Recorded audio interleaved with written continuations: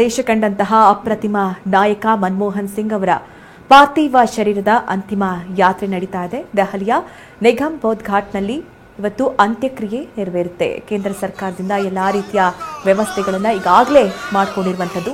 ಸಕಲ ಸರ್ಕಾರಿ ಗೌರವದೊಂದಿಗೆ ಸಿಂಗ್ ಅವರ ಅಂತ್ಯಕ್ರಿಯೆ ನಡೆಯುತ್ತೆ. ನೀವೀಗ ನೋಡ್ತಾ ಇರುವಂತಹ ದೃಶ್ಯಗಳು ನವದೆಹಲಿಯ ದೃಶ್ಯಗಳು.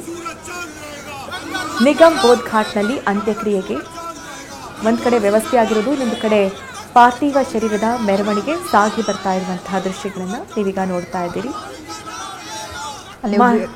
ಗಮನಿಸಬಹುದು, ಸರಳ ಸಜ್ಜನಿಕೆಯ ಮೂರ್ತಿ ಅಂತ ಹಾಕಿದ್ದಾರೆ. ಹೌದು, ಅವರು ಸರ್ಕಾರಿ ಹಣವನ್ನ ಕೂಡ ಪೋಲ್ ಮಾಡೋದಕ್ಕೆ ಮನಸ್ಸು ಮಾಡ್ತಾ ಇರ್ಲಿಲ್ವಂತೆ. ಅವರ ಸರ್ಕಾರಿ ನಿವಾಸ ಮಳೆ ನೀರು ಹೊಡಿತಾ ಇತ್ತು, ಸೋರ್ತಾ ಇತ್ತು ಅಂತ ಎದುರುಗಡೆ. ಅದಕ್ಕೆ POP ಹಾಕೋದಕ್ಕೆ ಇಂಜಿನಿಯರ್ಸ್ ಬಂದಿರ್ತಾರಂತೆ, ಕೆಲಸಗಳಾಗ್ತಾ ಇರತ್ತೆ.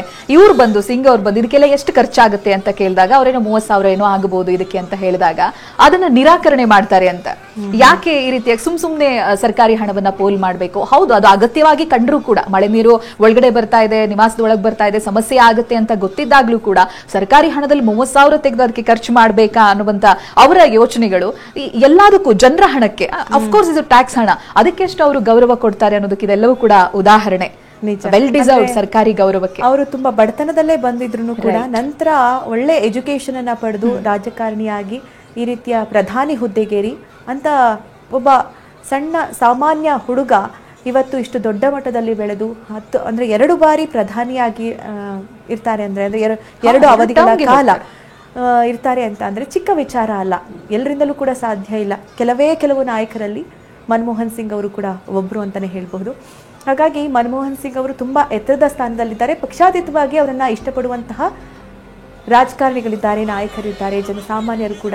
ಮತ್ತೆ ಪ್ರತಿಯೊಬ್ರು ಕೂಡ ಹೇಳೋದೇನಂದ್ರೆ ಅವರ ವ್ಯಕ್ತಿತ್ವದ ಕುರಿತಂತೆ. ಅಂದ್ರೆ ಮಾತು ಕಡಿಮೆ ಅಂತ ಹೇಳ್ತಾರೆ, ಮಾತು ಕಡಿಮೆ ಆದ್ರೂ ಅವರ ಕೆಲಸಗಳು ಯಾವ ರೀತಿ ಇತ್ತು ಅದನ್ನ ಇವತ್ತು ಜನ ನೆನಪು ಮಾಡ್ಕೊಳ್ತಾ ಇರುವಂಥದ್ದು. ಹಾಗಾಗಿ ಇಷ್ಟು ದೊಡ್ಡ ಸಂಖ್ಯೆಯಲ್ಲಿ ಜನ ಸೇರಿದ್ದಾರೆ.